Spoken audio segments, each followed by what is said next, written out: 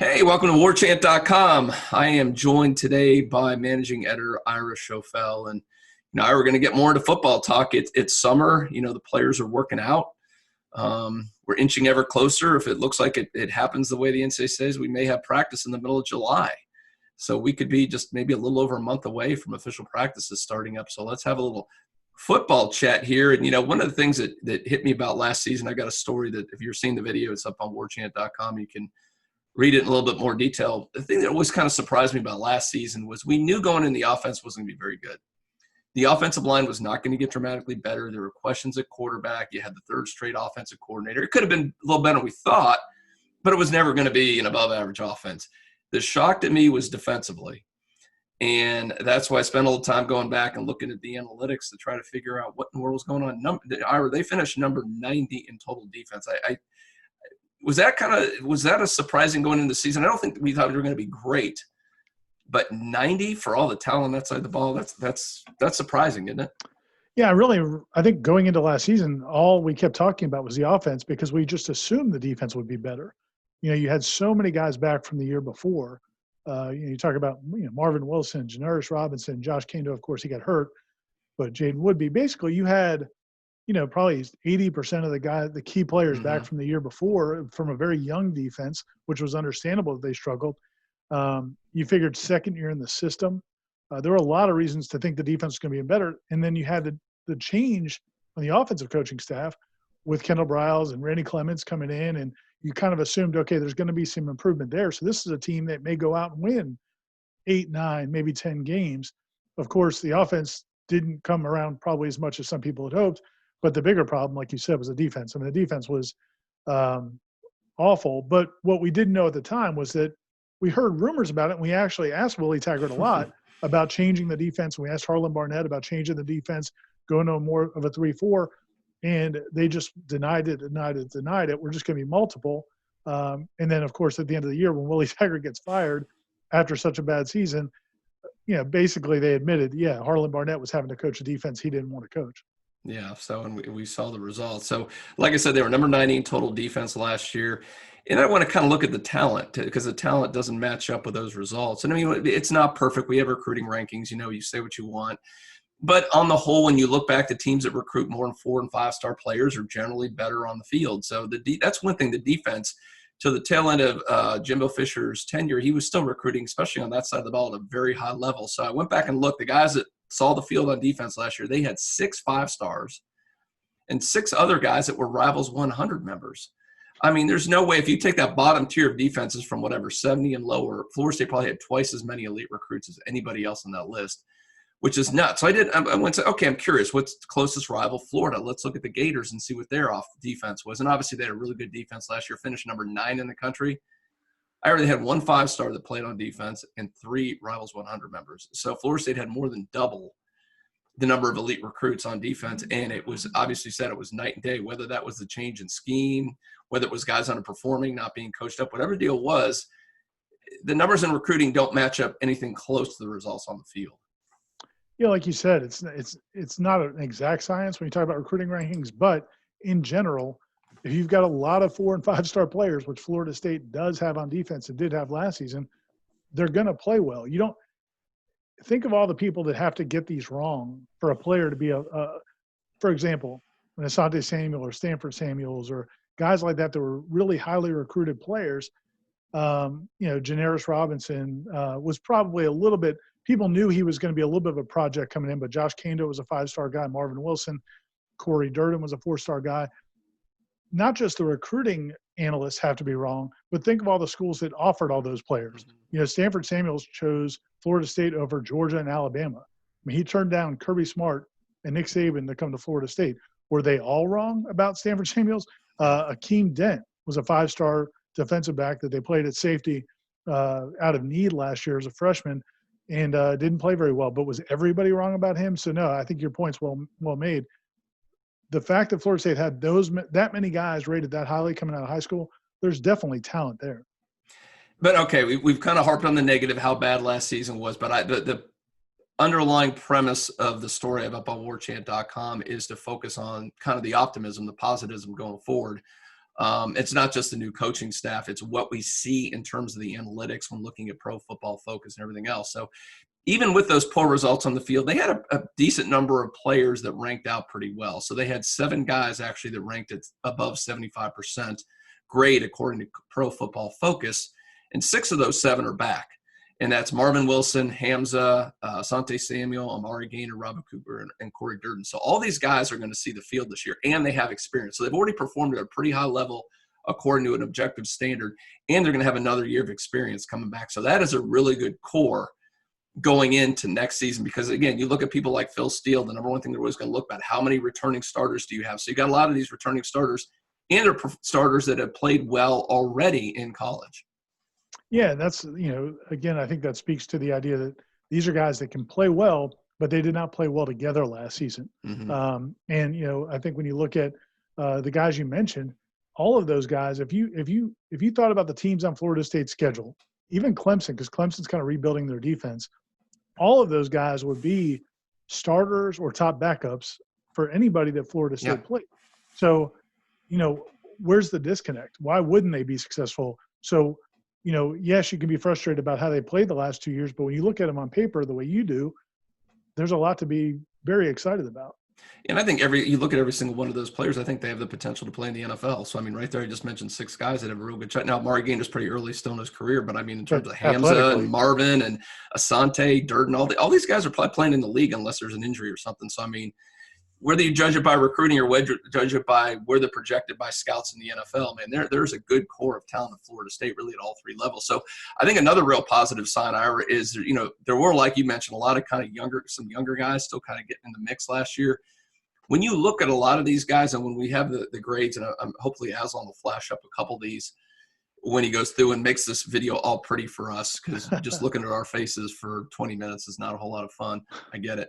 But that's the thing. You look at some of these guys and how they trend. So a lot of times when guys are getting on the field for the first time, there's a learning curve. They're not going to be really good the first few games out. And there was a large number of guys. I think I counted 7 guys who did dramatically better down the stretch, according to, again, Pro Football Focus, compared to how they started out.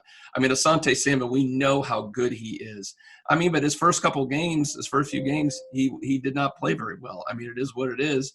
But his final 2 games, he graded out like 80% coverage grade. I mean, you see the talent in Asante Samuel. You know he's going to be a great cover corner.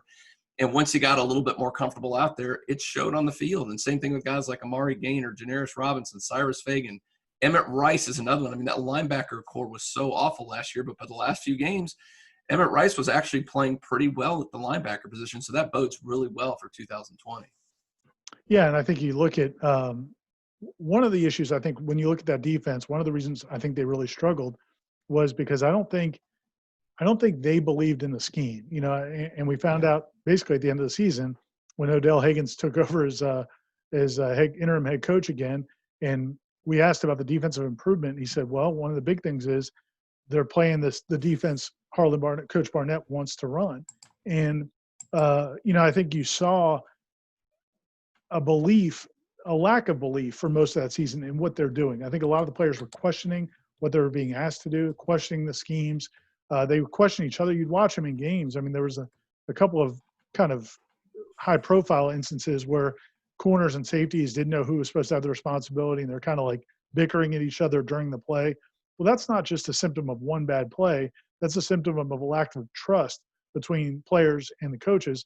So I think you had a lot of things going wrong there. But to your point, yeah, I think you saw some guys making progress later in the year. Emmett Rice had some monster games late in the season. Hamza Nasruddin, I mean, we've talked about it, and I have a story up on the site. If it's not up on Warchant yet, it will be up soon, a feature on Hamza Nasruddin. He's being projected right now as a possible first-round pick going into next season.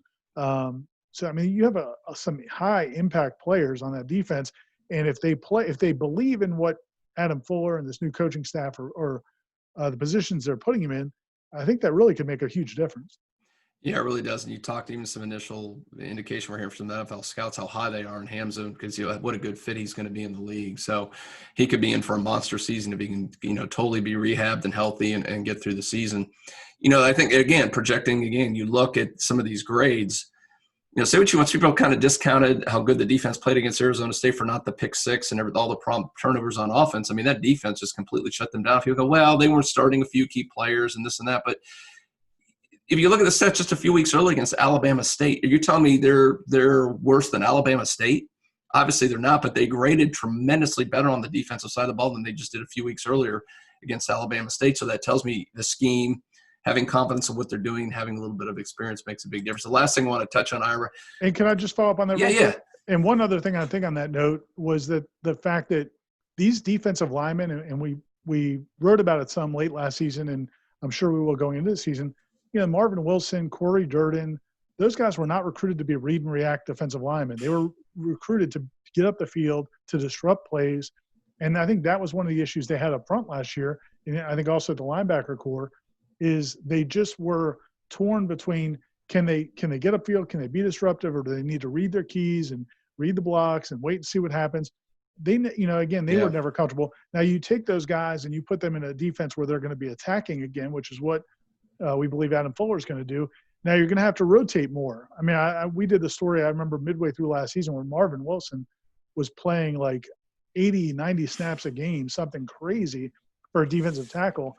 Now, if they're going to be getting upfield every play, they're going to have to rotate them more. But, thankfully they do have some depth up front.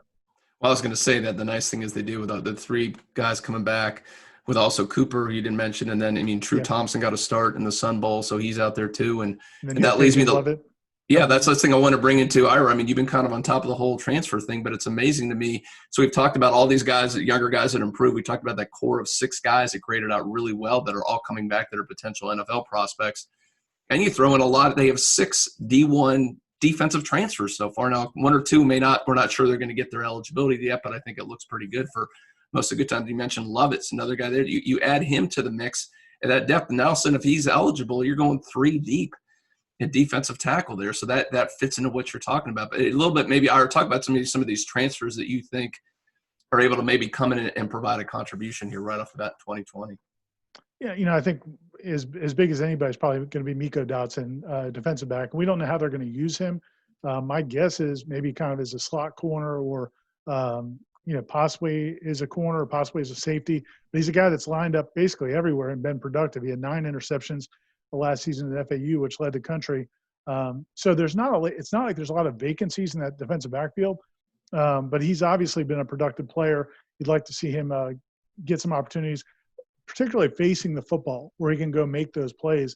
As you said, I mean, I think Fabian Lovett is going to be a guy, from what I understand, the coaches love him. Odell Higgins is huge about his potential, and the fact he's coming in as a guy that's already played college football in the SEC. You expect him to be able to play right away. He has to be cleared, like you said, by the NCAA. He has to get a waiver. But based on everything we're hearing, it sounds real promising that he'll get in. And then you've got a couple other guys like an edge rusher, Deontay Williams, Alley Cat's son that's coming in from Baylor, is a guy who maybe can come off the edge and provide a little bit of a spark as a pass rusher, which is certainly important. I mean, there's several guys I think that can fit in well with the pieces they already have coming back.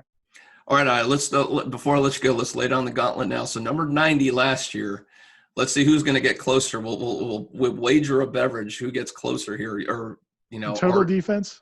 Total defense. We finished out 2020. Where is this defense going to finish? I'm going to go with. I think it's going to be an improvement like we saw in Mark Stoops' first year, where there's talent. They have to believe in themselves. I think there's probably more talent, more experience than Mark Stoops inherited. So I'm going to say, I think they're going to come in. I'm going to look at about 18, 19, Ooh. Somewhere in that ballpark, just inside the top 20. Wow.